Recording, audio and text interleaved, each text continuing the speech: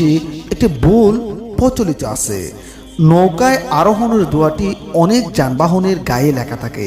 এটি কি যানবাহনের দোয়া নাকি নৌকায় আরোহণের দোয়া, এটার মধ্যে আমরা পার্থক্য করতে পারি না। আসলে এই ভিডিওর মাধ্যমে আমরা সেটি পার্থক্য করতে পারবো।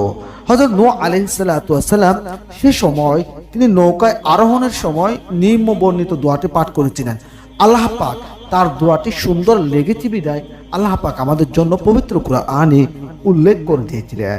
আর আমরা নৌকায় আরোহণের সময় এই দোয়াটি পড়লে আল্লাহ পাক আমাদেরকে হেফাজত রাখবেন এবং আকস্মিক কোনো দুর্ঘটনা থেকে হেফাজত মুক্ত রাখবেন।